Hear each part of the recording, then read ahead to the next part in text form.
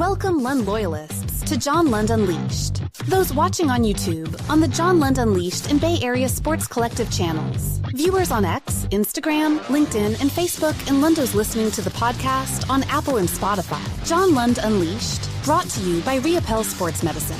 Got pain? Check out our revolutionary stem cell treatments. And guys, if low T is bringing you down, 𝐟𝐸 Sports Medicine can put you back in the game.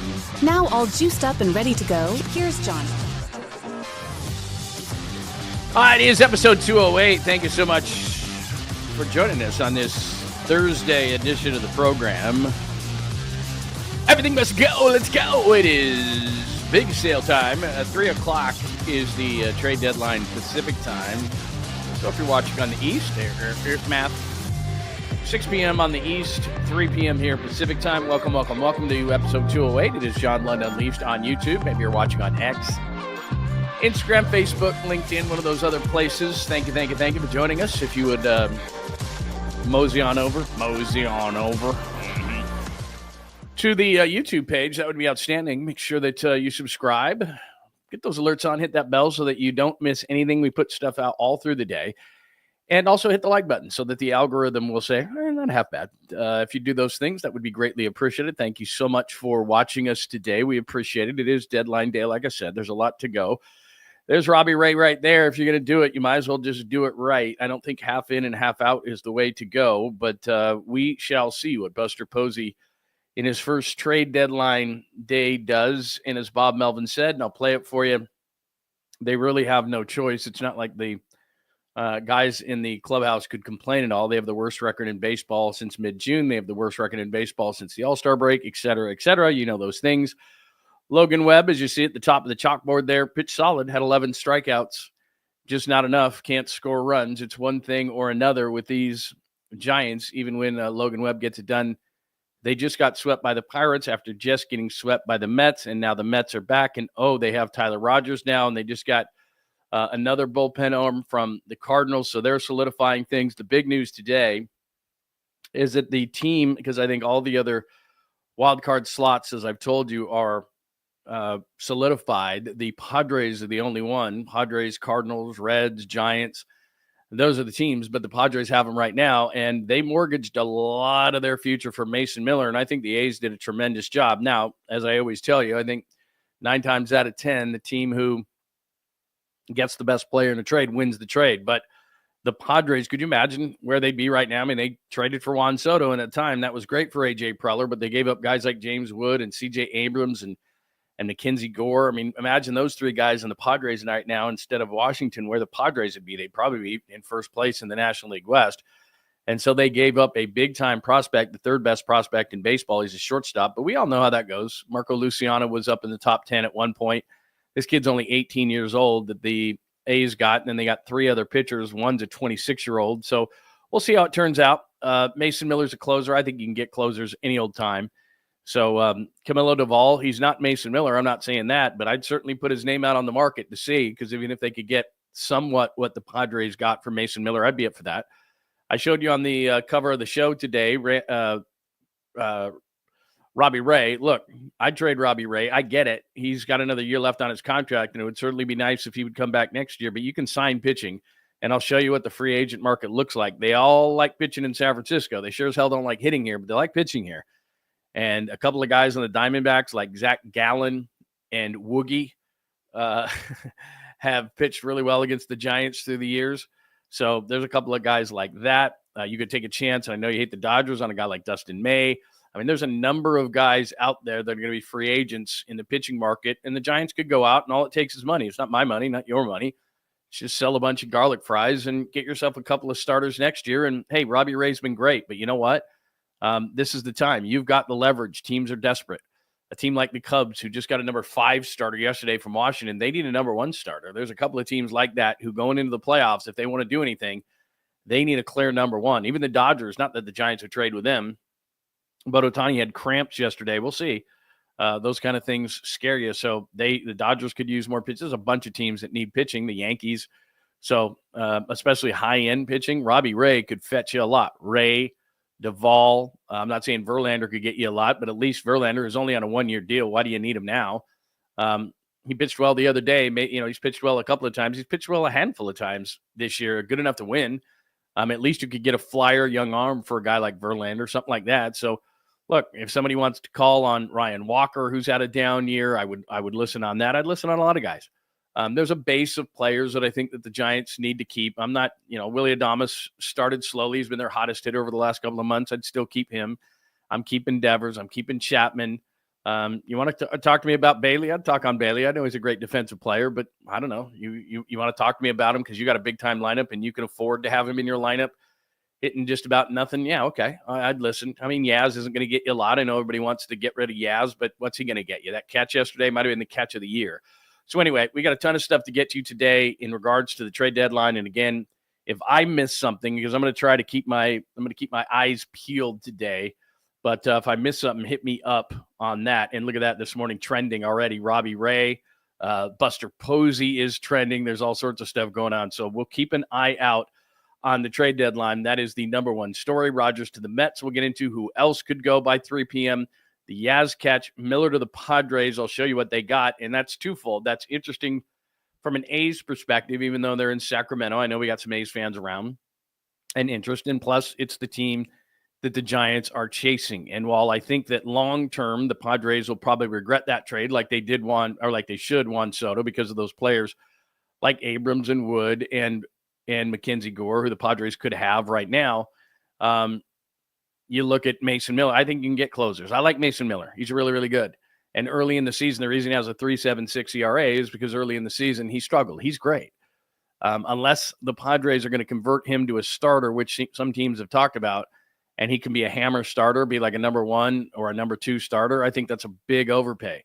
They gave up the third best prospect in baseball, 3 other pretty decent pitching prospects, and that's what the A's need. The A's need pitching. They can hit.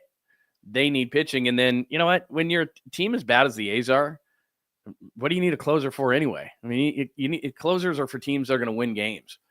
Closers like whatever, man. You're 30 games under 500. What does a closer matter? Go find a closer at some point. That's always been Billy Bean's philosophy, and it's an A's philosophy, even though he's gone. So anyway, we'll get into that conversation. Young wide receivers. There was one cut that I really liked yesterday from 𝐦𝐻𝐫𝐤 that I'm going to play for you today. We'll get into some Niners stuff. They did sign a veteran wide receiver and a veteran running back, and they're not bad guys. Take a flyer on those guys. I meant to get to the talent under 30, so I'll do that. It's a little misleading when it comes to the 49ers where they're ranked in that whole thing, and you know how much I love lists. And Trey Lance starts tonight, and I got to be honest, I know it's the Hall of Fame game and nobody cares. I'll tell you what, for Trey Lance, this is a big deal tonight.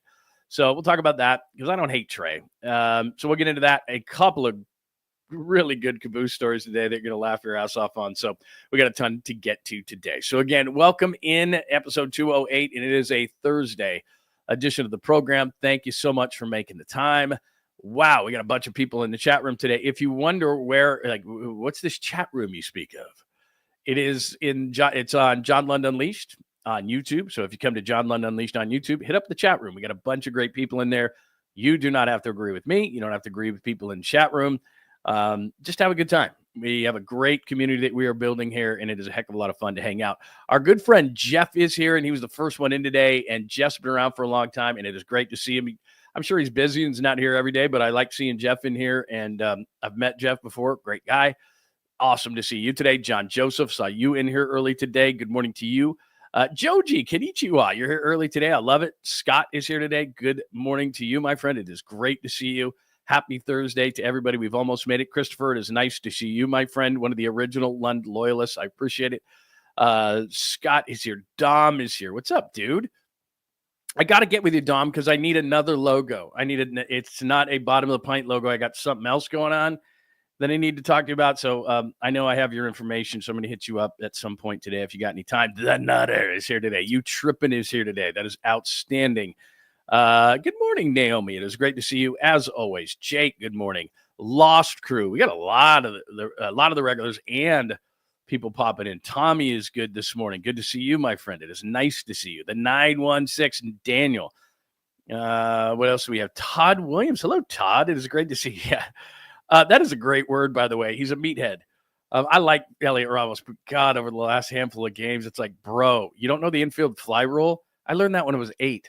Seriously, In T-ball, they're like, here's the infield fly rule. This is how it works. You're like, okay, coach. Dude, seriously. It just happened in like a Cubs game the other day, like Cubs Tigers or Cubs Pirates or something. Nico Horner caught somebody. It's like, dude, seriously, stop. What are you doing? Unbelievable. Anyway, he's just had a rough one. That's what I mean. I talked about this yesterday, and I don't want to sound like a broken record, but it's like, it's mental errors, it's physical errors, it's just it's relief pitching, it's starting pitching, it's runners in scoring position, it's just in general not hitting. It's just the whole thing fell apart, man. It just fell apart. And you know what's funny is I saw a video yesterday, and I'll keep doing roll call in just a second.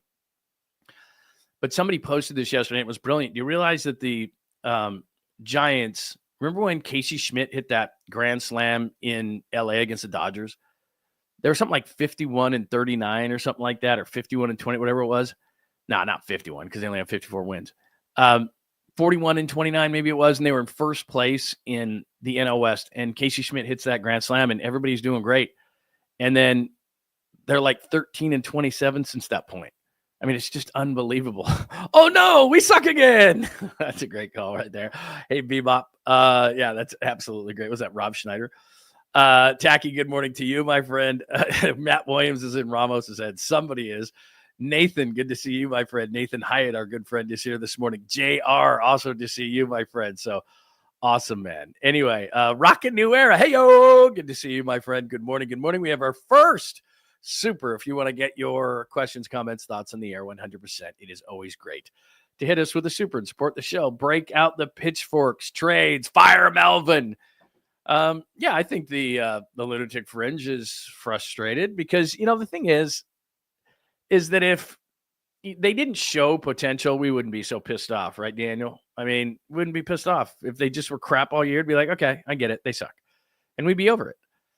They showed potential. They showed they could play. The bullpen was awesome. The starters were acceptable. They were getting the timely hits. They looked like they were progressing. And it sucks and is frustrated when your team gets worse, you know? And they've had some injuries. I mean, Matt Chapman was out for a while. That wasn't great. But it really hasn't been that, you know? Like usually when you have a swoon, and I call it a swoon, like the Giants have had, you can usually point to something. And I know that everybody's going to point to Devers. That's not it. You know, since Devers came here, yeah, that's a coincidence. It's not Devers' fault. Are you kidding me? It's just they have never figured out first base. They've never figured out second base. Regression in left field, regression in center field, regression to the mean in right field. Regression in the pitching, in the starting pitching, regression big time in the bullpen over the last 2 months. And you're seeing in the bullpen, they're having to use too many guys that weren't the core guys. And now Rogers is gone. And I get that, you know, and they didn't make a bad trade. I'll get into it in just a second because I want to try to keep this in a little bit of an order. But I mean, everybody likes the return that the Giants got, but you never know. Rogers is a guy, by the way, just because we're on the topic of Rogers, was like, when he first came up, it was like, this dude's throwing 70-something miles an hour. There's no way, man. There's just no way. But the art of pitching is not throwing 100 miles an hour and burn it through everybody's bat. It's keeping a batter off balance. That's what it is. Changing speeds, doing all these things. You're different. So you don't see a Rogers every day. You don't see a guy with that kind of release point throwing, 75, 77, 79 miles an hour. It's such a major adjustment. And I always thought that teams that would see him again and again and again, specifically teams in the division, would catch up to him, but they really never did. There were certain times where, yeah, he didn't have good outings. The last couple of weeks, he hasn't been really good. But for the most part, he was a hell of a pitcher for the Giants. And I've had to eat my words many times on him because I'm like, because it was velocity. It was always stuck in your head, velocity, and he just can't bring it. He did. So he was a good Giant for a number of years. Last couple of years, he's been just a hammer, and he could come in at any time. And he just crushed right-handers. I mean, he just was incredible. So it's a loss. Because even when they come back and they say, I've seen the grades, like an A, they got, a pretty decent outfielder that's a former first rounder. They got a, guy that could be, a 4 or a 5 starter. Maybe even you put him in relief. Maybe he could be good. They got a reliever that is at the major league level. It's had a fair amount of success. So they got 3 players for him. I mean, good deal. But Rogers has been really, really solid. And then the Mets went out and got another guy from St. Louis that was their closer. And so all of a sudden, and I told you this, you can transform a bullpen in a day. And that's basically what the Mets did. And so that's what teams are trying to do. They're just trying to transform things. Bullpen's the easiest way to do it. So, and the thing about Ray to me is, and I'll show you the free agents in a minute, you can transform a pitching staff in an offseason, especially if you're pitching in San Francisco. I like Robbie Ray a hell of a lot. That's a great trade. Give it up to Farhan for one. Got rid of Mitch Haniger, which was a terrible signing of his, and Anthony DeSclafani, and he turned him into Robbie Ray because he had to rehab a Tommy John, and he's been awesome. He's been great. But what good is Robbie Ray on this team now? They're not good. They're under 500. There's a clear direction this team needs to go. The farm system is one of the worst in baseball. Clearly, it hasn't helped the major league team when they've needed those issues to be solved at first base, second base, and injury at third base. They just haven't come through. They've needed there's been issues in the pitching staff, which there always are during a season. You're never just going to go through a season and have your 5 starters, boom, boom, boom, boom, boom, boom. You're going to have injuries, and you're going to need guys. And nobody's come up from the minor leagues and filled any of those holes. So it's just a problem. And they clearly don't have depth. And they just said, okay, this is what we're going to do. And look, the Giants aren't as bad as the A's. I'm not saying that, but I give the A's a ton of credit for looking at their roster and saying, A, we suck. B, we've got a lot of great young hitting here. We don't have pitching. And they looked at Mason Miller and they said, how can we do this in one fell swoop? They went to the Padres. A.J. Preller's ultra aggressive. He's done it again and again and again. And in the short term, everybody's excited. He gets Mason Miller. Great. You're the A's. You don't need a closer. You stink. So they got 3 pretty good pitching prospects. In fact, the 26-year-old they got, who throws 99 miles an hour, is probably going to be their closer. He's 26. Put him in there now. Why not? The other 2 pitchers are pretty damn close. And then they got the 3rd best prospect in baseball. He's only 18. So he could either be really, really good, like C.J. Abrams turned into when they traded him to Washington, or he could turn into Marco Luciano. I don't necessarily like trading for guys who are 18. You want to trade for a guy who's on the verge that I know he's already done all the work. Like when the Padres traded for Fernando Tatis Jr. for James Shields. He was on the verge. And it's like, yeah, he's done all the work. I pretty much know. Trading for a 17 or 18-year-old? Ugh. So anyway, that's a double shot there because the Padres, at least in the short term, got better. They got better. And I think they distanced themselves even more from the Giants. And I don't think the Padres are done. They might, because they're a smaller market team, even though they don't often act like it, they don't have the finances. They don't have the finances the Giants do. And they might go out and trade a Dylan Cease. And that's why, they got J.P. Sears, who isn't Dylan Cease. I understand that, but Cease isn't Cease this year. And they could trade Cease and get some of the prospects back that they lost, or they could get an outfielder, which they possibly need. So, look, they're not done. And I think that the Giants signaled yesterday, even though Bob Melvin said after the game, they're still trying to win. He's got to say that. They can't market we're rebuilding. There's people who are still buying tickets. There's a long way to go in this season. You got August and September. Bob Melvin's not going to go, we're waving a white flag. This is a business, so they can't do that. So anyway, give me any of your thoughts today. Which direction do you think the Giants should go? I think they've already signaled where they're going, but how deep would you go? Would you go Robbie Ray? Would you go Camilo Doval? What would you do in terms of trades? How deep would you go in this whole thing? It would not surprise me in the slightest if Verlander was gone. What's the point? It would surprise me if Ray was gone, but hell, I'd do it. Again, I'm not going to just give Robbie Ray away, but how many number 2 starters, how many guys who, he could even pitch game 1 of a playoff series, that's how good Robbie Ray could be.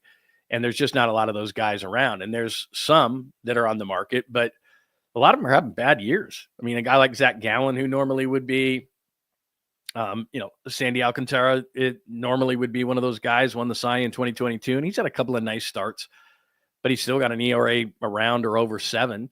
How much am I trading? And there's been rumors that the Marlins are still holding out like he is the reigning Cy Young Award winner, which he's not. So, Ray might be a happy medium for a team that says, Mackenzie Gore, for example, is only 26 years old. They're asking a lot. Joe Ryan, Bay Area guy, from the Twins, they're asking a lot. So those teams who want those top end starters, all of a sudden they could look to the Giants and say, Robbie Ray, I think it could be as good as those guys in the playoffs. And then you look at them and they're not going to get that kind of a haul, but they could get a pretty damn good one. And if I'm Buster Posey, I'm looking at my team going, man, I'm just keeping this thing together with bubble gum and duct tape. I'm not going to do that anymore. This is silly. So anyway, give me your thoughts. Another super from our good friend, Tommy Huxley. Last win this homestand was 1896. I saw that. One of the teams, if I'm not wrong, I read this, I can't remember who posted it, but one of the two teams, they went 0-6 in the homestand, and one of the teams that was part of it was the Boston Bean Eaters. That's how long it's been. I mean, it's unbelievable. So, I mean, that just tells you where you are. And nobody can bitch and moan. Like, could somebody in that clubhouse stand up and go, I can't believe he didn't give us a chance? It's like, what? You guys did this to yourself. So, all right. At the top, Webb solid, not enough, 11 strikeouts. Rogers to the Mets. Let me show you the deal if you didn't see it. And again, who knows? It's all a bunch of crapshoot when you're talking about a guy, guys at the minor league level. But this is what ESPN says. Drew Gilbert, who was a former first-round pick, has been up and down a little bit. 𝐬𝐮𝐬𝐜𝐫𝐢, who he's already the Giants have already seen this guy. He's decent, 3.64 ERA. He's got good splits against righties, so he's going to get righties out. Lefties hit about 100 points better against him, so he's a righties guy. Blake Tidwell is probably the best or the most upside on that in that trade, even though some people might say it's Gilbert. I've looked at Gilbert. I think he might be a fourth outfielder. He might frustrate you like 𝐬𝐮𝐬𝐜𝐫𝐢, but I don't know. We'll see. So I don't see 𝐬𝐮𝐬𝐜𝐫𝐢 beyond this year because I think Gilbert kind of is that kind of a player. But Tidwell is a guy that could be anywhere from a 3 to a 5 starter, might even be a bullpen guy. So let's see what he say. They gave him an A-. So there you go. Out of the race, blah, blah, blah. Gilbert, 8 prospect. They say he's the headliner, good defender, strong enough arm, offensive profile, lacks a statistical standout, turns 25 in September. So, I mean, I'm not overly excited about that. Tidwell, good stuff, slider, command has wavered. You can fix command, so that's not a big deal. Been a starter, fastball side, blah, blah, blah, blah, blah. And then Buto, who, like I said, he's been in the majors. I've seen him pitch. He's not bad. So there you go. Should be all right. By the way, Austin Slater to the Yankees. Nice. So there you go. So they got an A- for that. Everybody's excited, but the reality is prospects, which 2 of those 3 guys are an absolute crapshoot. So you don't know. And like I said, if you told me years ago that Tyler Rogers could get you an outfielder who was a former first-round pick, maybe a mid-rotation to late rotation starter and a guy who's a decent reliever at the major league level, I'd have said you're crazy. So he was a really solid guy. So we got to give him his credit. So Rogers to the Mets. Who else? I think we've talked about. I want to get your thoughts on that. But like I said, I would listen on anybody. Hell, I'd listen on anybody. But I think, I want to keep Chapman. I want to keep Devers. I'm not, they're not going to add. So Eldridge, I don't have to worry about anything like that. Look, if somebody, this is the time where I think Marco Luciano, I think it's time to move Marco Luciano. If you can get something for Luciano, he's a DH. I mean, you got about 90 of those on your roster right now. So, nobody's going to take Jung-Hoo Lee's contract. Believe me, if they could move Jung-Hoo Lee, that'd be a miracle. I don't see it. I just don't see it long-term. We've seen him for about a season and a half now, and that's not a lot of time. I get it. Nice defensive player, inconsistent hitter. I like the guy, but I just don't see it. I don't see the outstanding trait, especially offensively. Defensively, yeah, he's above average. Offensively, what do? He's a good athlete, but he doesn't run the bases really well. He doesn't steal bases. He doesn't hit for power. He's got some gap to his game, but he pops it up too often. He should be hitting the ball more on a line or on the ground. He should be like a 280 hitter, contact hitter, steal 20 bags, hit 15 home runs. That's what I thought they were getting in this guy, and I just haven't seen it. So I don't love that, but with his contract, I think that's an albatross around his neck. So I don't think he's going anywhere. But pitching wise, Ray, Verlander, I'd look at Duvall, even though I like Duvall. I'd look at Duvall, things like that, And then anybody that's not ARB, like Randy Rodriguez isn't going anywhere. I'm not talking about anybody like that. But the left side of the infield, I'm going to keep intact. Devers isn't going anywhere. I doubt Bailey's going anywhere because they love him. And you're talking about Buster Posey in the position he's in as a former catcher and knowing how valuable that position is. So that's not happening. So anyway, that's where my thoughts are. Give me your thoughts. Yeah, look, if Lee could just be a little bit consistent, they'd like to lead him off. They don't want to hit him, down in the order because it doesn't make sense. But he's got to get on base, man. He's got to be selective. He's got to walk. He's got to play a certain role, and just say, look, you got to be a contact guy. You got to use your speed. You got to be better on the bases. You got to steal some bases. you got to use the tools that you have. And, 15 home runs shouldn't be out of the question for him. The ball is in the air way too much for that guy. He's got to be better. He's got to be better. And for what he's being paid, especially for a team that acts medium market like the Giants do, even though they're big market, that's an albatross contract. And by that, I mean, it hurts them in the future. You know what I mean? Like if the Dodgers make a mistake, if the Yankees make a mistake, if the Mets make a mistake at that level, it hurts them, but it doesn't preclude them from doing more. And 𝐮𝐬 Lee's contract precludes the Giants from doing more sometimes. Like, okay, they're not going to move off that contract. They're not going to, they can't do that. So now he's the center fielder for what? 4 more years after this. Like, oh my God. That's just, that hurts. He's a below average hitter, above average center fielder. But as we continue to look at their lineup, you got that in Bailey. Ramos got off to a great start, So anyway, I'm going to sound like a broken record because I keep saying the same thing over and over and over.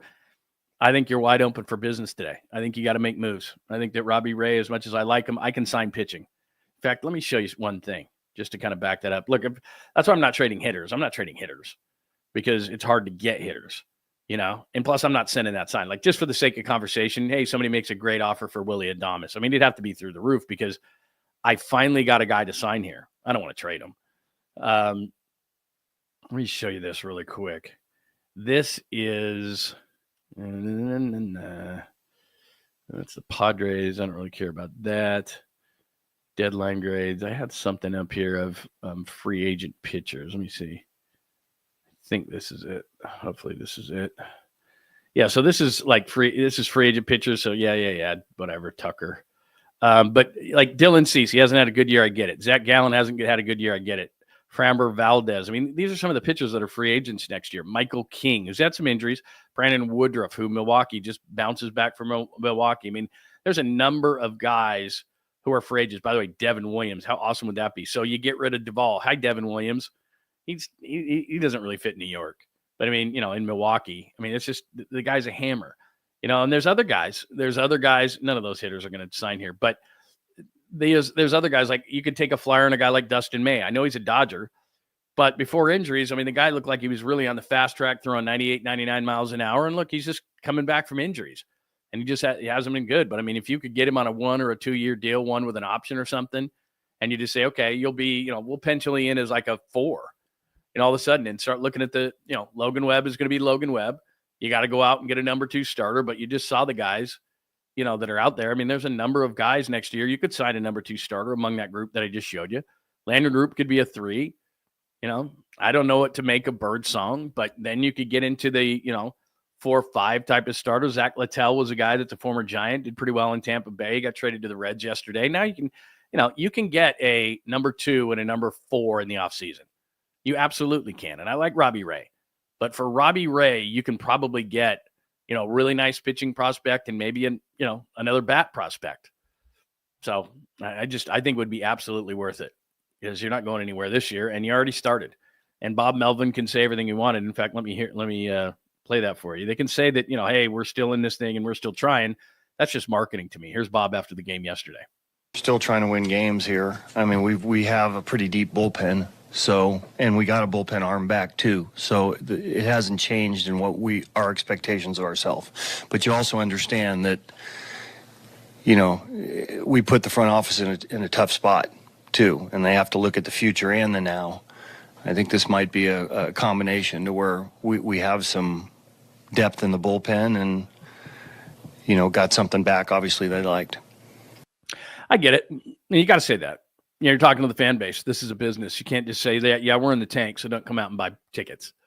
I mean, we're not stupid as a fan base. You just traded one of your best relievers, one of your best high leverage guys. It's been for years. And I get it. You got an A- according to ESPN coming back. Way to go. Nice job. Look, your strength of your team for the first 2.5 months of the year was your bullpen. And you just took a major piece out of your bullpen. And Ryan Walker hasn't been the same. So now you look at your really good leverage guys. And Eric Miller is down. So that's another guy that's not in there right now. Your really good high leverage guys are Randy Rodriguez, Duvall most of the time. He can be a roller coaster ride sometimes. And who am I missing? I mean, I'm probably missing somebody, but when Eric Miller gets back, he's another guy. But bullpens you can build every single year, so I'm not worried about that. And they got a decent bullpen arm back, but it's nothing like, wow, that's just a hammer bullpen arm. Because if the Giants loved it, they wouldn't have traded him now, would they? So that's kind of what it is. So that's where we are. Rogers to Mets. Who else? I think anybody outside of a hitter. I think any of your pitching outside of Logan Webb, even Duvall, Randy Rodriguez isn't going anywhere because he's not costing you anything. He's still under ARB. So unless, so is Mason Miller. Unless somebody wants to give me a Padres package for Randy Rodriguez, which is what, the A's just got. In fact, if you didn't see it, let me just show you that real quick too, what Mason Miller got from the Padres. And if you just joined in, that's what happened today. So not that you care about the Padres prospects, but this is, again, twofold. It's the A's, which you might have a little interest in, but it's the Padres who are in the last wild card spot, and I think it's going to be the only open one. So that's the guy at the top, Leo DeVries, who they got. He's a shortstop, and he's the number 3 prospect in baseball, but the big key to me is he's 18. So he's not fully there in 2027. But he's the number 3 prospect in baseball. Then they got their 3rd best prospect and their best pitching prospect. His name's Brandon Nett, and they say that he's close. And again, he's 23, so he could come up this year. They got 13. So they got this guy, Henry Baez. He's supposed to be pretty good. He's close at 22. And this is if I'm, I'm just throwing this out there. They're not trading Randy Rodriguez. But what I'm saying is he's probably as close as they have to like a Mason Miller. And this is, if I'm the Giants, this is what it would take. And I would do this. And this is kid Nunez. He's already 26, but he throws like 99 miles an hour. And if I'm the A's, he's my closer right now. This kid I put right into the closing spot. The Cubs had him for a number of years in their system, about 6 years. They signed him as an international prospect, and then he was a free agent last offseason, and the Padres picked him up, and he's had a great year. So that's probably their closer right now, Nunez. They got this guy that's a good prospect. They got their best pitching prospect right here, and they got the 3rd best prospect in baseball. That's what the A's got for Mason Miller. So, look, I don't want to give up Randy Rodriguez because I think he's a future closer type. That's why I think that Duvall is expendable, because Duvall actually can make money, whereas it's going to be a while until Randy Rodriguez makes money, so I'd keep him. But if somebody wants to give me a Mason Miller package, because you're not going to get a Mason Miller package for Duvall, you might get a Mason Miller package for Rodriguez. I mean, he's that good. He's got that good of stuff. So if somebody wants to call on Randy Rodriguez, even though he's got ARB years left and he's going to be cheap for a long time, for a number of years, but if you want to give me that package, yeah, I think we can talk. I mean, again, it looks like a great package. Maybe it's not going to be. The only way that I think the Padres could possibly win that trade is A, if all those prospects flop, but B, is if maybe they make Mason Miller a starter. Because when you're a bad team, you don't need a closer. You're bad. Like when you're really good, you need one. Yeah, every game matters, but you're the A's. What are they, 30 games under 500, whatever they are? So anyway, that's the Mason Miller trade. That's the biggest one of the day today. And again, I'm trying to, at the same time I'm talking, I'm trying to see if there's anything going on. I know there's tons of rumors going on. Suarez went to the Mariners yesterday. There was a number of trades yesterday. There was a bunch of minor kind of deals. Ryan Finnegan to the Tigers. That's a nice one. He's a nice relief pitcher. So anyway, we'll keep you up to date on everything that's going on as far as pitchers are concerned. And I'd love to get your thoughts. If you're in the chat room at John Lund Unleashed, make sure that give me your thoughts. Yeah, Walker would be an interesting one because he just hasn't been very good. And so you're not going to get what you could have gotten in the past. But I would still say if I was the Giants, I'd get something decent for Walker, at least more than a flyer, because he's been really good in the past. But if I was a team and I'm in, obviously you're making a trade now and you're in the hunt, I sure as hell wouldn't want to hear that as he said earlier this year, that he was having some mental issues. And it's like, you're going to pitch for me in October? Yeah, don't love it. All right, 3 p.m. deadline today. That is what's going on as far as trades are concerned. Say whatever you want about Yaz, right? Say whatever you want about Yaz. Don't know how much longer he's going to be around. They just acquired a guy from the Mets who I think can do what Yaz does, at the very least, in that Rogers trade. But you cannot deny this might be the catch of the year. A long run for 𝐬𝐮𝐬𝐽, and did he make the catch? He did!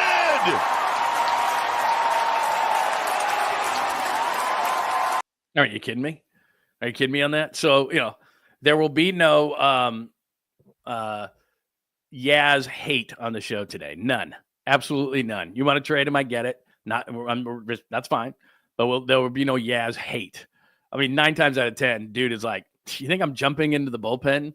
No, I'm not jumping into the bullpen. So probably if there wasn't a net there, I'm not sure that he would have. And I don't even know how much the net helped, but he went over there and he just like, we got to break out of this thing. We cannot get swept by the Pirates. And the dude jumps, like measures it up. You can see, reaches over, pops over the thing, lands, keeps his arm up in the air to show the umpire, like, I got this thing, and kind of gets helped by the net. And then the one guy who wanted the ball is like over there, like trying to help him up. It's like, get away from the guy, man. Yeesh. But I mean, seriously, I saw Chucky Mullins of the Orioles take one away. The kid who plays center for the A's has made, I don't know, 4 or 5 ridiculous catches this year. So, I mean, there's been a lot of them. We're always right up to the minute, like, oh, that's the best, that's the best, that's the best, that's the best. So, I mean, it's a hell of a catch. But 9 times out of 10, dudes are like, sorry, there's no way. I'm not jumping into that. So that was pretty sweet. I got to admit, that was a pretty sweet catch right there. Miller to the Padres, we've talked about a lot. Like I said, the closest thing they have is somebody like Randy Rodriguez, arb years left and all that. You want to give me a Padres package like they got for Mason Miller? I'd do that. But as it is, I think a guy like DOVAL could be on the block. Like I said, I think Ray could be on the block. I think that Verlander's thrown his last pitch for the Giants. That makes a lot of sense. Like if you're a team that's in contention, like Houston, for example, wouldn't you just bring them home? I mean, they need some pitching. Everybody needs pitching. And they're in a dogfight in the AL West. Seattle just got Suarez. Seattle's they got a reliever yesterday. They got Suarez. I mean, they got Josh Naylor. They're really going for it. Like if you're, why not? He's pitched fairly at times. I mean, he's pitched well in probably 30% of his outings. Maybe I'm a little high on that. But again, at 42, he's not going to give you an 8-inning outing. But he, a couple of days ago, he gave you a 5-inning outing. They should have won the game. It wasn't his fault. He's done that on more than a handful of occasions this year. He's had he's had some where it's like 1-2 innings. You're like, my God, he looks like a 42-year-old guy, who had a bad neck problem last year. But, there's been a handful of games where it's like, ain't his fault. So I can see a team saying, why not? Add a vet, good guy to have in the clubhouse, one, and especially teams that he's like Houston that he's been with, and they're in contention. And I could completely see that. He could fit seamlessly back into that clubhouse. Makes a lot of sense. They probably wouldn't have to give up much. You just take a flyer arm for him, probably get an 18-year-old, 20-year-old, something like that. You just get a flyer arm, whatever. And that allows the Giants to, get Birdsong back up here. Maybe he's figured his things out, whatever. It's time for them to do those kind of things. So we'll see. But I would suspect Verlander's probably gone. I doubt they move Ray, but I'd like to see it. I doubt they move DOVAL, but I'd like to see it. Now's the time. So anyway, there is my thoughts on the deadline. Miller to the Padres, Rogers to the Mets, and we talked about Webb having a solid outing to no avail. Do I have anything else baseball-wise down there? I think that is it there. All right, football-wise. I didn't play for this for you yesterday. I had a bunch of stuff that I played from offensive coordinator Klay Kubiak. And I told you, I really like that Klay Kubiak, and they have an offensive coordinator, Kubiak, Shanahan. That's, they're intertwined with the Broncos. They know each other. I know that Klay and Kyle have known each other for a long time. So this is a really nice fit because Kyle trusts him. And it's a lot like, as I told you before, Mike McDaniel. Mike McDaniel and Kyle go back a long way. Mike leaves to the Dolphins. Not saying that the offense went down at all. They went to a Super Bowl without Mike McDaniel. I'm just simply saying that Kyle can kind of get into these ruts and things and in his own head, and it's only one guy. And I don't know what your thought is, but I don't care what you do for a living. When you have numerous people, you don't want to have too many people. It's not a democracy sometimes. There's somebody's got to make a decision. And Kyle will still call the plays. It's Kyle's offense. I understand that. But Klay Kubiak knows a lot. And it's nice to just have a checks and balances system where somebody says, Kyle, I get it, but how about this? Because they went last year from one of the best teams in the red zone to one of the worst teams in the red zone. And right away, you're going to say, Christian McCaffrey, 100% Christian McCaffrey. I get it. And that's part of it. But he became predictable at times. And sometimes you just need a checks and balances, a guy who says, hey, Kyle, you're doing this and we're doing that. And it's kind of, why don't we try this or this? And it's just not that Kyle's not great. It's just we all need that sometimes. Somebody to just kind of stand back and have a macro view of something and look at it and say, maybe we should try this or this. And you go, you know what? That's good.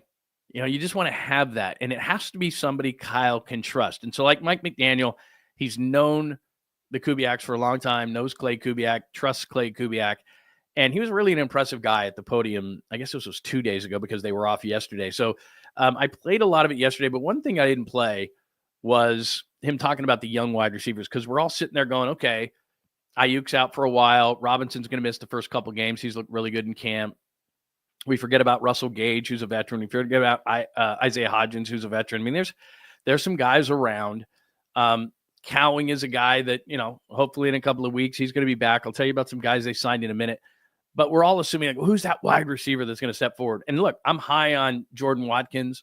I liked what he did in OTAs. I was down there the first couple of days of camp. I was unimpressed. But then they got pads on, man, and he's just got a lot of quickness. Caught that deep ball the other day, and he's starting to really emerge. So here's Clay Kubiak talking about the young wide receivers when asked if any had emerged so far in camp. I think it's definitely too early to tell about who's going to be ready for week one. I think at that position group we probably have more competition than we've had in the past couple of years, just based on kind of who's been out there.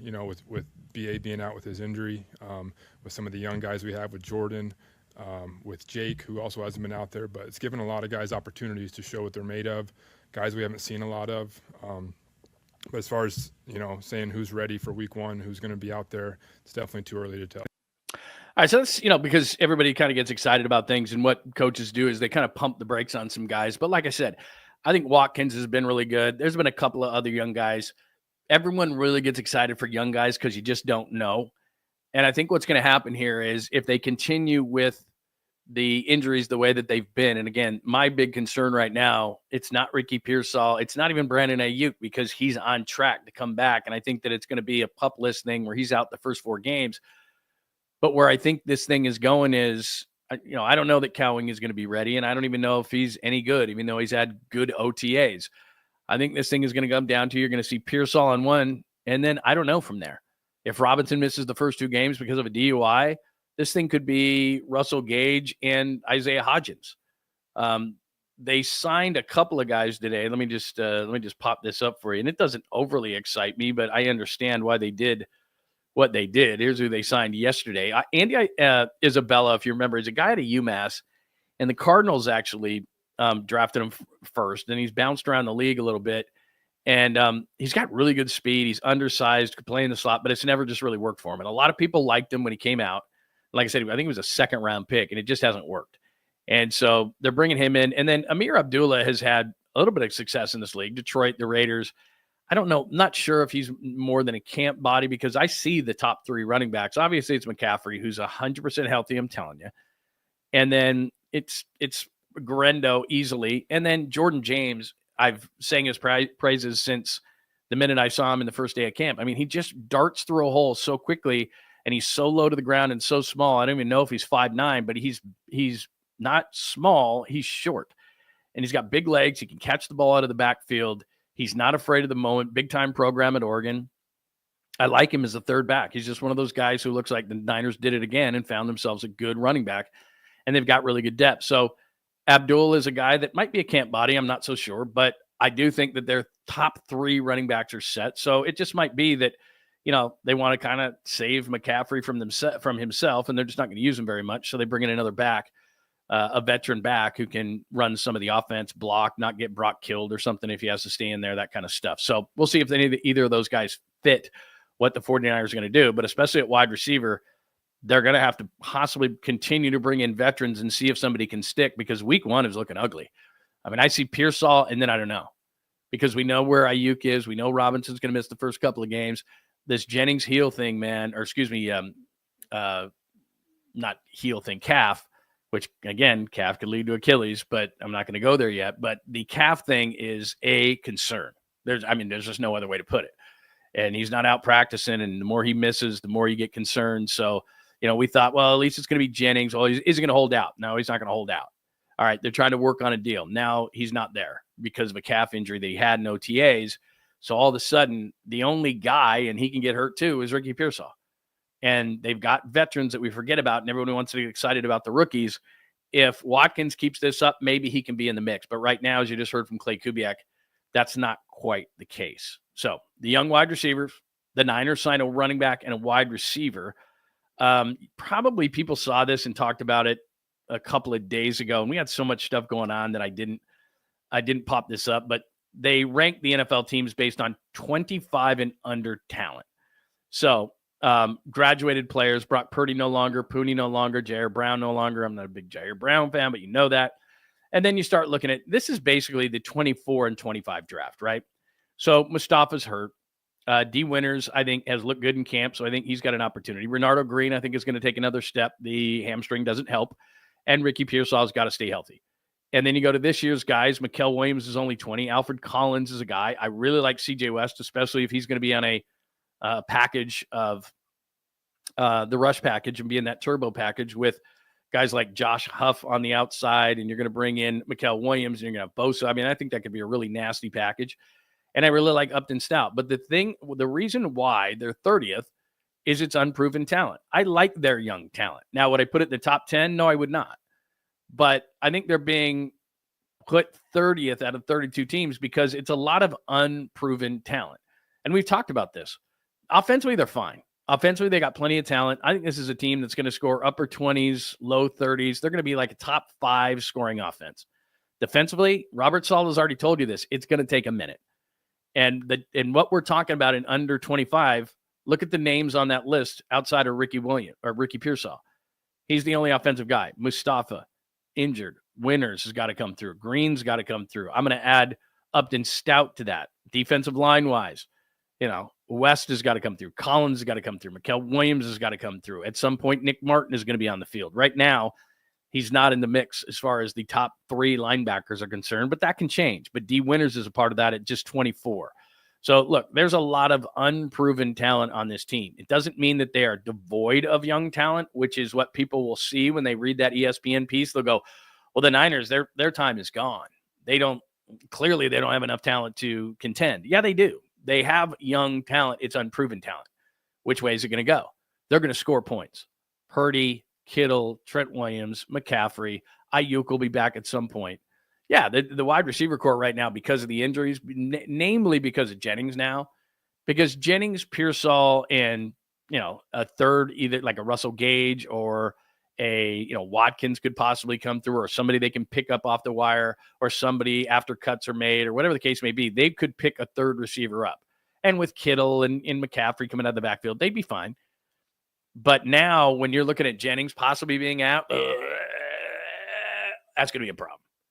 That's going to be a problem, man. There's no doubt about it. So there you go. Thank you, Tacky. See, that's you bring up Bader's name, and I'm not a huge Bader fan, but the thing about Harrison Bader is, like, when he was with the Cardinals, he wasn't bad, and he's kind of progressively gotten a little bit worse. But that's where I see 𝐿 Lee, and I thought, 𝐿 Lee at worst was just going to be a really good defender and kind of a soft bat maybe, but I thought the bat was going to work.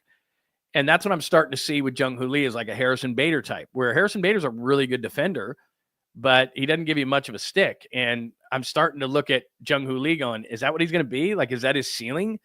And it makes me nervous. Like, I don't mind him. Like, if I'm the Phillies, I got a hammer of a lineup. And if I have to put Bader in there, because of his defense to improve my defense, even though Marsh isn't a bad center fielder.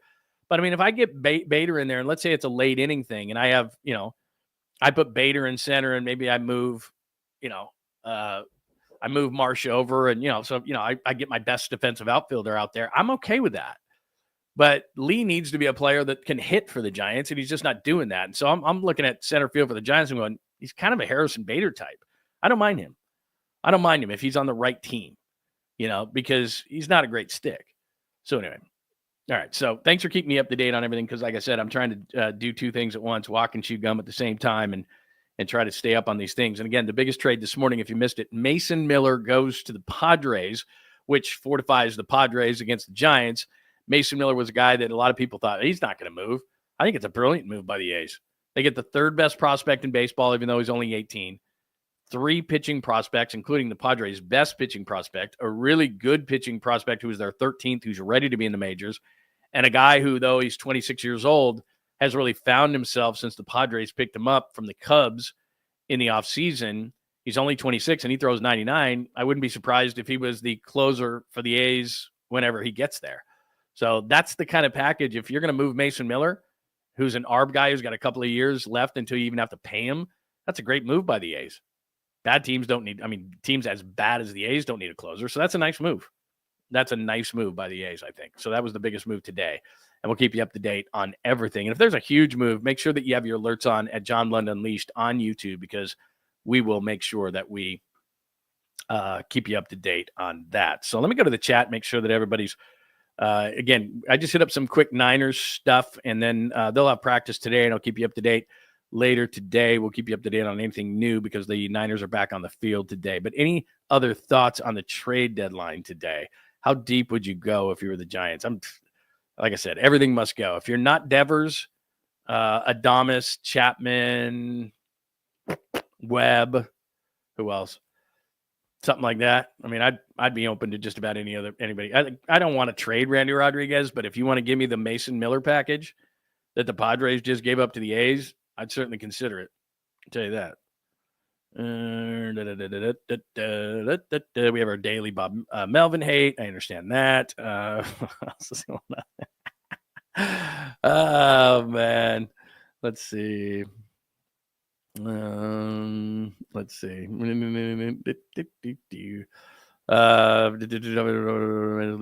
Yeah, that was me. That's what I want him to do. That's exactly right, Tacky. That's what I said. I said, look, too many times I can see him getting under the ball. And Ichiro could do that sometimes. If Ichiro wanted to hit, I don't know if you ever saw, and this is stuff of legend, but I had seen it before. In batting practice, Ichiro could lift the ball out of the ballpark quite easily, but he didn't want to do that. He was like, okay, whether he was leading off or later in his career hitting third, now he's like, I'm just going to line the ball. I'm going to line the ball opposite way. I'm going to hit it all over the ballpark, spray it all over the ballpark. And I'm not saying that's an easy thing to do, because it's not. But that's who Jung-Hoo Lee needs to be. And if it was easy to do, then there'd be a bunch of Ichiros just spraying the ball all over the field. I get that. Wade Boggs, Tony Gwynn, those kind of guys who are contact guys who are just spraying line drives all over the place. If it was easy to do, then yeah, everybody would be doing it. I get it. But if I'm the Giants, that's what I'm working with him in the offseason. Look, you don't have the kind of power to hit the ball out of this ballpark consistently. If you hit 15, great. But you've got to be a better base runner. You've got to have better instincts on the bases, because you're too fast to not be a better base runner first. You got to get up to like 20 stolen bases. We got to get you, 15 home runs should be about it. And then everything else, you're lining balls, oppo, you're hitting the ball on the ground, you're bunting for some hits, doing those kind of things. You're using your athleticism. You've got to be a fire starter, and like you said, he doesn't walk a hell of a lot. So he's not a great leadoff guy, but I think those things can be taught. You got to be selective. You got to get on base. You got to start things, man. That's why, like, if I'm the Giants, the one guy, honestly, not that I want them to buy, but the one guy that I would, if I could get in on it, because, remember, the trade deadline's for everybody, but I've heard that the price on this guy is sky high, is the Bay Area's own Stephen Kwan. Like, Kwan, to me, great defender. You could stick him in right, because you're not going to stick – he plays left for Cleveland, but I'd stick him in right. He can play right easily in this ballpark, because you're not putting Ramos there. So Kwan would be the type of player that, like, he leads off the game. He gets on. He's a contact guy. He's a major pain in the ass. He's just one of those guys that always seems to be up, gets the key hit, makes the key play. Great defensive guy, good clubhouse guy, just really solid, great contact. Like that. If I was going to add somebody, and it wouldn't even be for this year, it would just be like, this is who I'm adding, because he's really good. I'd call Cleveland. I'm going to trade everybody, all that kind of stuff. But you know what? Maybe with some of the prospects I got back, I would get like a Stephen Kwan. Like, could you imagine him being in this lineup at the top of the lineup? Because that's what I thought Jung-Hoo Lee could be. He's not hitting the ball out of the ballpark or anything like that. He's just hitting line drives. He's getting on base. He's being a major pain. He's stealing some bases. He's just a very good, fundamentally sound baseball player who just makes all the right plays. Who the hell does that on the Giants? Nobody. Thanks, Jim Harbaugh. Nobody does that. They do the opposite. They make mental and physical errors constantly, especially during this losing streak. I love that guy. I think he would be the perfect guy, and he'd love to come home. So, if I'm Buster, like, sell, I use some of these guys to get a guy like that. Because, like I said, I can get pitching in the offseason. I can sign pitching. Give me some prospects for the guys that I'm going to trade. Give me that Robbie Ray prospect, this. And I turn around to Cleveland, and I get somebody like that. I get Kwan in my outfield. Now, he plays right. Well, I guess Lee's still in center. And I guess Ramos is still in left. But, now I have a leadoff hitter. Now I have somebody that's going to, be a pain and be a fundamentally sound player. That would be great. Because you don't have to, like when you sell, you can still buy and it can be for the future. Like Devers is a guy that, hey, you bought and it didn't work out for you this year, but hell, you have Rafael Devers. That's good. That's going to be a good long-term thing. Like for everybody that's bitching and moaning that, oh, he's the problem. Like I didn't look this morning, but as of yesterday, he was on pace to knock in 110 runs. Yeah, that was what a terrible trade that was. Giants have guys who knock in 110 runs every year. Like this dude's on pace for 110 RBI. So I think it's okay. Anyway, I didn't mean to make that. Yeah, look, I like Yaz, man. I do. I like Yaz, man. I do. I like him as a player. I like him as a person. I just think, it would be really great if he was a fourth outfielder. And, he could he comes in and if you had a 𝐾𝐭, for example, he comes in and, he plays right, 𝐾𝐭 goes to left and Lee's in center, late innings for your outfield. And you're pretty good defensively, right? I mean, Yaz is a great right fielder in this park. We just saw it. But, 𝐾𝐭's not going to be a drop-off if you put him in right. I know he's a left fielder, but he's a great defender. And he would just, there's your top of the order. If you put him hitting first, and if Lee could, use an off season of, just getting in the cage and doing what the Giants wanted him to do, and he could hit two. And now think of that lineup from there.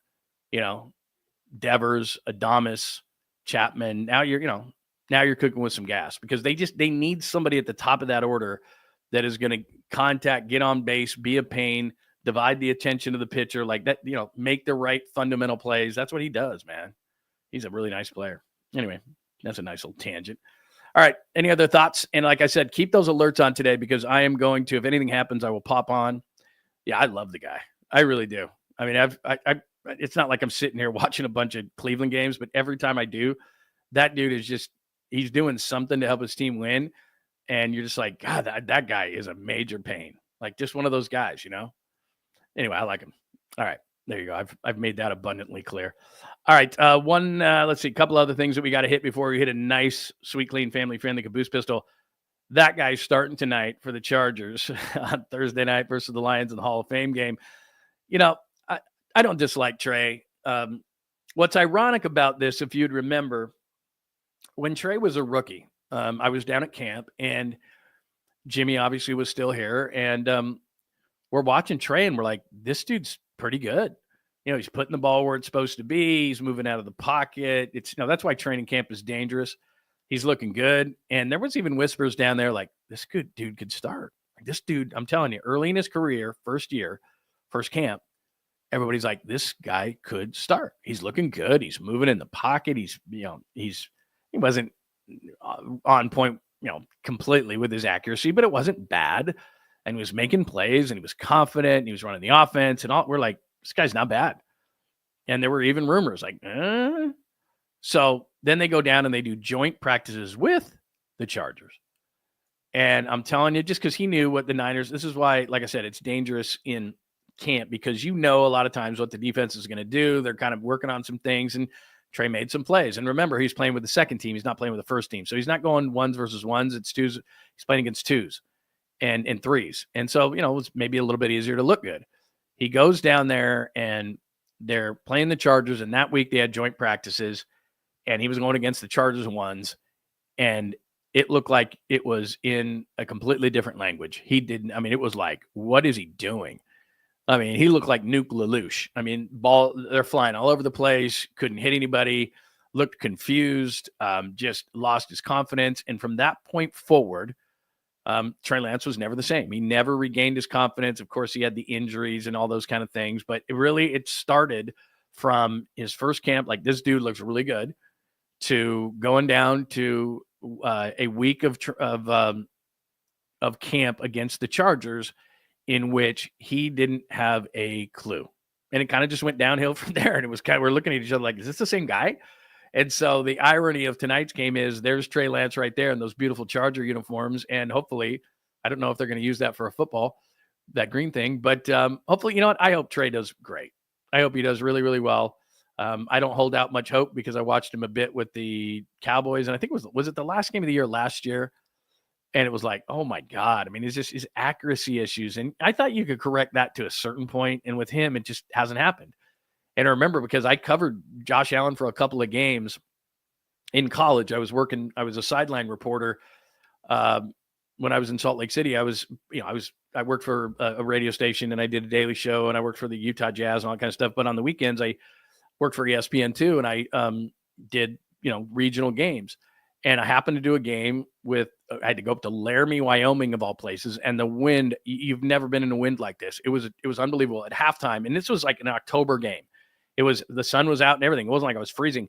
I had to go into the booth for like 20 minutes. I thought my ears were going to fall off. I mean, it was just, and so he's cutting through the wind, but he was so inaccurate. And I just thought, there's no way this Josh Allen guy. And then when Buffalo took him 7th overall, I'm like, this is insanity. Like, how the hell are the Buffalo Bills taking Josh Allen with the 7th overall pick in the draft? I saw his game. I think he was playing like Boise State or something. And they were pretty good at the time, but I think he was like 11 for 27. I mean, it was ridiculous. And the wind played a major factor, no doubt. But I'm like, this guy, no way. You can't teach accuracy. And then they did. And so I thought, well, Trey's not very accurate, but I guess they can teach it. I saw him to teach it to Josh Allen, and it just never came around. So bottom line is, look, I'd love to see the guy play well tonight. I would. It was a horrible pick. They lost a lot of, I know the history of it and all that kind of stuff. And if they wouldn't have picked him and, Mac Jones is here now and blah, blah, blah, blah, blah. But I'd like to see the kid succeed because he's a nice kid.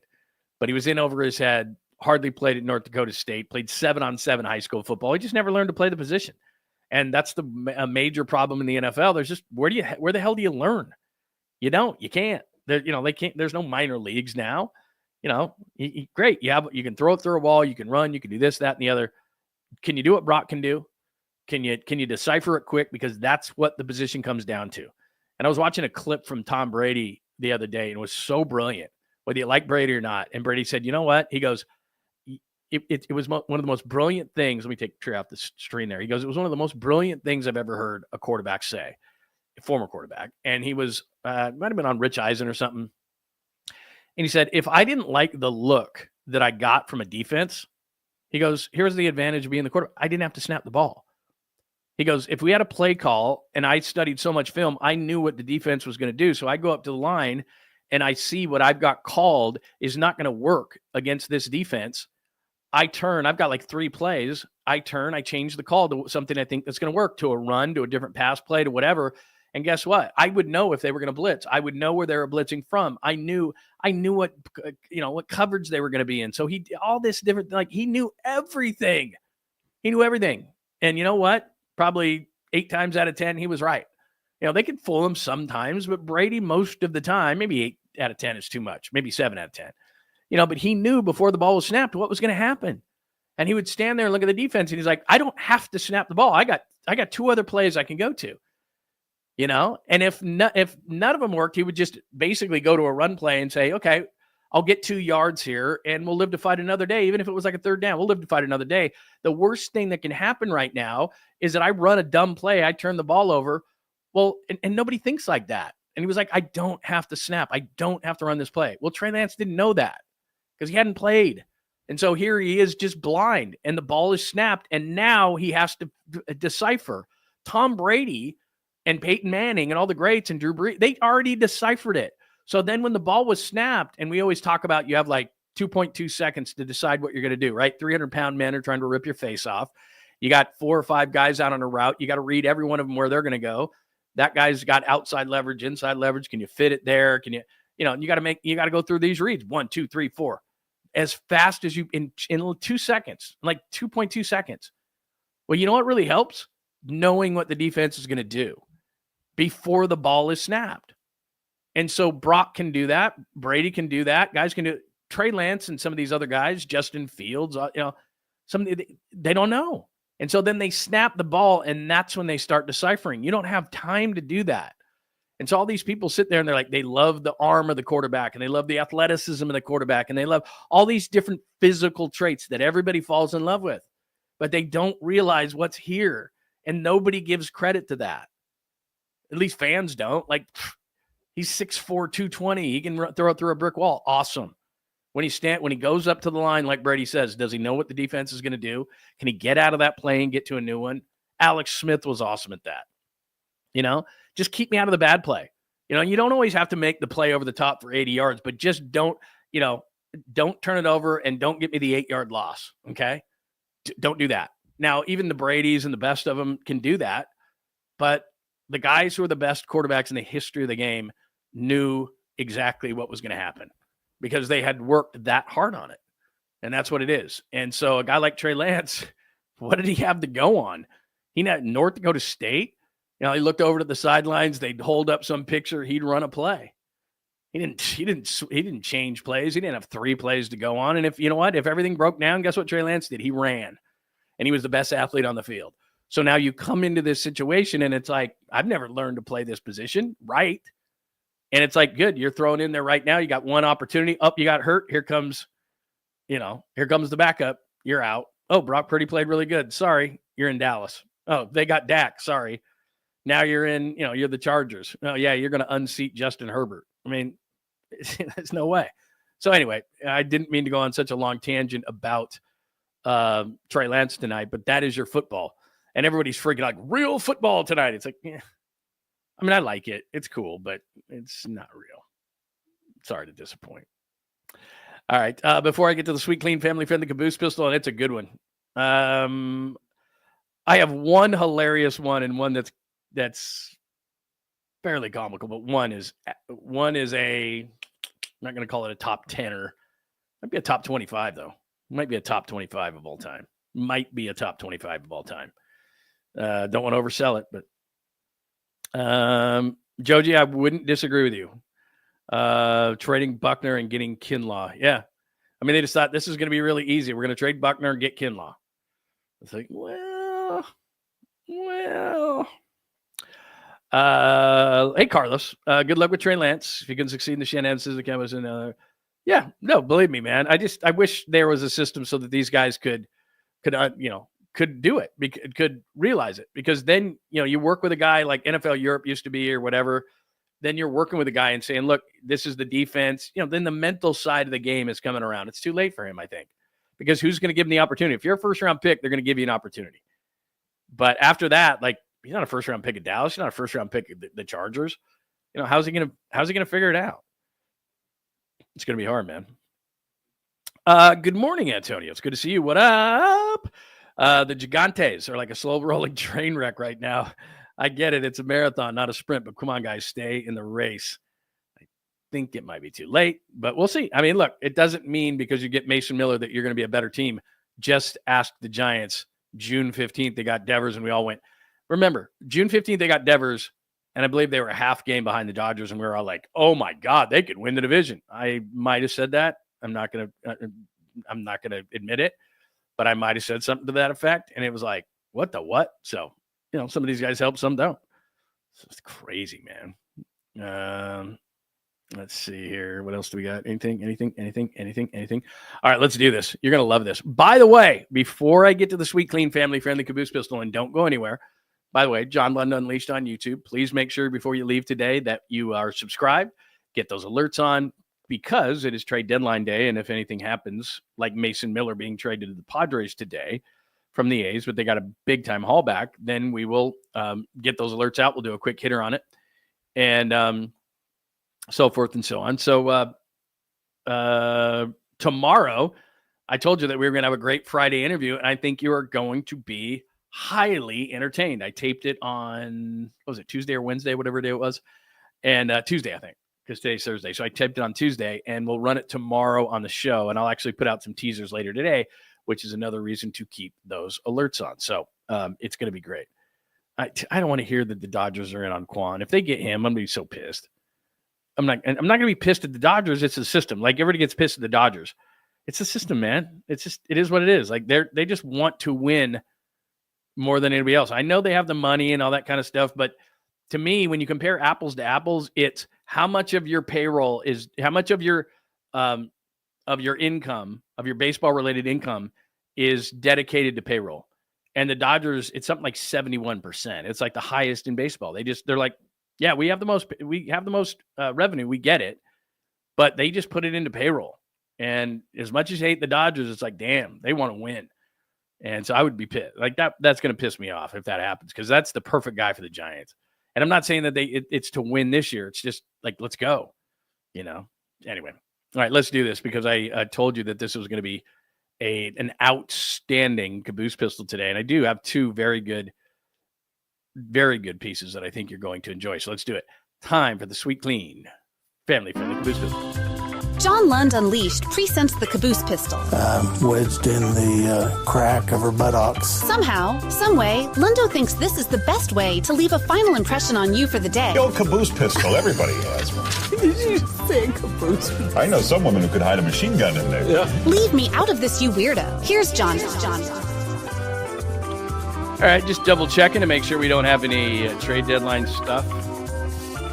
Brock Stewart, right-handed pitcher of the Twins, going to the Dodgers, of course. The Dodgers always make trades at the deadline. There'll probably be some hammer closer. Let's see what else. Sorry, I know this is not related.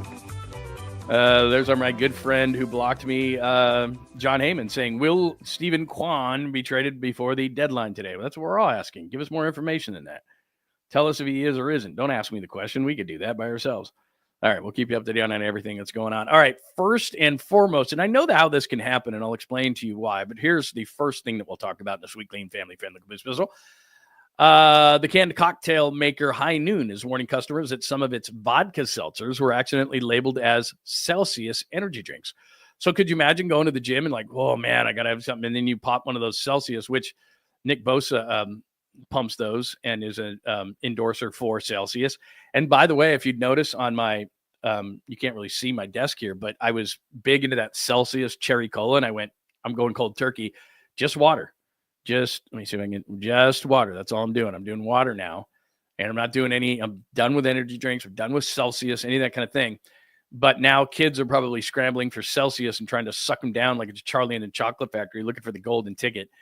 But I can see how this happened because, so my dad, I told you this before, they called him Fryman, and he, later in his life, he moved up to Idaho for a while, had a place there, and because he was Fryman, he was a distributor for French fries and different kind of products like mozzarella sticks and all different kind of things. So he would go up to a plant, and that certain day they'd be doing French fries into boxes for him, and he would distribute them all over the country. And it was like, okay, it's French fry day. Then that same plant might do mozzarella sticks the next day. And the next day it would do this or that or whatever. So not to bore you, but what can happen sometimes is, okay, maybe they'll be like, okay, today we're doing Celsius. Next day we're doing High Noon. And, so these plants will do different types of, packaging and cans or whatever the case may be. So they were probably like somebody forgot to switch it over. And therefore the Celsius cans are running and then High Noons were going into it. So anyway, I don't know how, I guess they'll find them because there's numbers based on, that day's packing or whatever. And they'll find the ones that were accidentally put in there that say Celsius and they're actually a High Noon. So anyway, there you go. Kids will be buying a bunch of Celsius and then they'll be trying to find which ones are the Celsius that are actually High Noons, which I don't know what you think, but I think they're atrocious. The High Noons, or any of those White Claws, High Noons, whatever. Not a fan, but to each their own. I'm not going to, like I said, you do you. But I'm not I'm off of Celsius and I do not drink High Noons. That's just me. You could like them and I wouldn't judge you 1 minute. We could still be friends. Everything would be fine. I'm just saying that's not for me. So there's number one on the list today. So watch your Celsius. Just be careful because you could be, you're driving down the road or something and you think you're drinking a Celsius and then the cops pull you over and you're hammered. So there you go. So there's that one. Second one today is, I'm pretty excited about this. Once Upon a Time in Hollywood, which I'm a huge fan of. The first edition, of course, had Brad Pitt and Leo, and I thought it was great. And then I thought Quentin Tarantino was done, but apparently he's not. And they're doing the Adventures of Cliff Booth, and I've become, as he's gotten older, a big Brad Pitt fan. And the last scene in Once Upon a Time in Hollywood, where the Manson people came up, and then he was on acid. Remember, he smoked that joint that was laced with acid. And his dog got after that guy and everything like that. And then the one girl went into the pool, and then Leo went and got that blowtorch and blew her away and everything like that. That was a great last scene. That was a great last scene in that movie. So anyway, I'm pretty excited about that. I don't know when it's coming out, but I'm going to be in line for that. And I'm not a big movie guy. Like everything comes out, it's gonna get to Netflix or somewhere sooner or later. So I'm like, whatever. You know, I'm not a big movie guy. My wife loves movies. And so she's like, oh, this came out. It's like, I would go see that in a movie theater. Very rare that I would go to a movie theater, but absolutely. So anyway, pretty stoked about that. So there's that. And then let's use this one as the grand finale today. I don't know if you saw this. This was actually during a Golden State Valkyries game. So you might know where I'm going here. But anyway, an object on the court. Watch closely. Hayes gets blocked by Maya Caldwell. Something flies on the court, actually, from the crowd. The officials will say they will continue play as that goes off the fingertips of the Valkyries. And you can see the object, the block right there. And the object comes, that green thing bounces, and it goes to the sideline. We're not exactly we're not sure where it came from. No room for any of that type of activity. Yeah, and no one's picked the object up yet. You guys, oh my gosh, okay. Okay. Inappropriate. Get him out of here, whoever it is. Appropriate. How great is that? First of all, see the woman behind the coach laughing with her hand over her mouth because she's just cracking up. Plus, somebody had to know, like, okay, it's going to be a black court tonight. I'm going to get a neon dildo, green neon dildo, and I'm going to throw that thing across the court. And it's going to you know, like if you're playing, what is that? God, what's the thing where you go into like a thing and you're shooting at each other? Not paintball. It's like laser tag or something like that. You know, like laser tag, and it's all neon in there, and then you know you're wearing orange or something like that. And so somebody knew, like they're like, it's going to be a black court. I'm going to bring this green dildo. I'm going to throw it on the court. It's going to fly across there. And the funniest thing is the announcers. I mean, it's funny that somebody threw it on there, but it's the announcers. Like the announcer, like, and then at the end, she's like, "Oh, that's just disgusting." And the one is laughing, and the official's laughing. Here's a short version. No room. See the police officer? She's laughing right there. She's cracking up. No Look at her one's picked the laughing. object up yet. Oh my gosh. Oh my gosh. Anyway, I think I have a clue. There you go. Right there. There she is. How do you get that in? Don't they like, I guess that's not going to set an alarm off or anything like that. I mean, so anyway, I don't know if it's used. Anyway, she picked it up with like, they had like 18, you know, towels or something, and she picked it up. The police officer like walked it across. And then of course the one announcer's just, you know, oh, there's just no room for that. But anyway, I mean, whoever threw it, they just knew it was up that night. They're like, it's going to be a black court.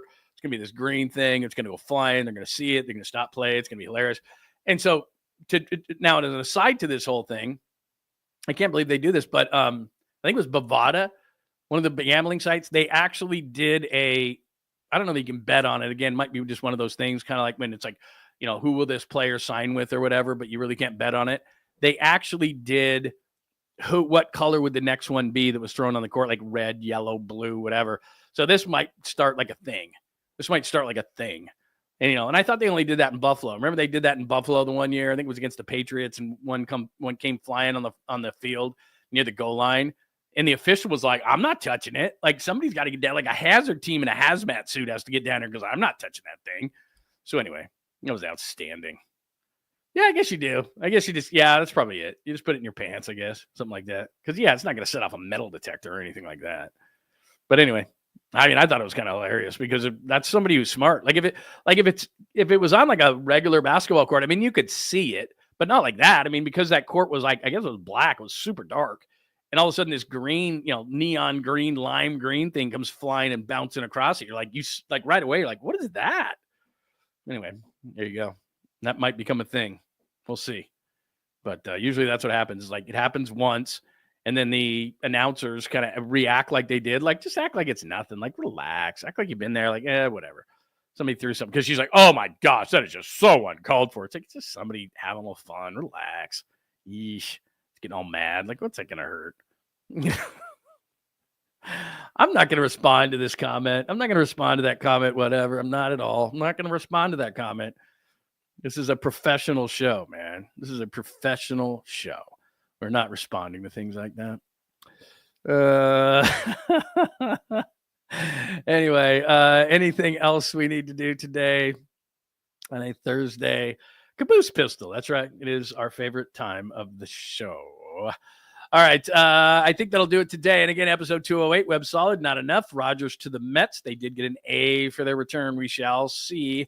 Who else is going to go today? I hope Robbie Ray, even though I like Robbie Ray, I think he'd sign pitching in the offseason. Duvall, depending on the return. A lot of people, you know, Ryan Walker, I think could be a guy. So anyway, we'll keep an eye out for everything. The Yaz catch might have been the best of the day. By the way, 3 p.m. is the deadline today, Pacific. Miller to the Padres. I think the A's did a great job in getting the third best prospect in baseball, but he's only 18. But you can get closers, and the A's really don't need one because they're so bad. Young wide receivers, you heard from 𝐾𝐨𝐽. 49ers signed a wide receiver and a running back vet. Talent under 30. I wouldn't necessarily go with the ESPN list. It's just unproven. The 24 class has to step up. The 25 class has to be good very fast.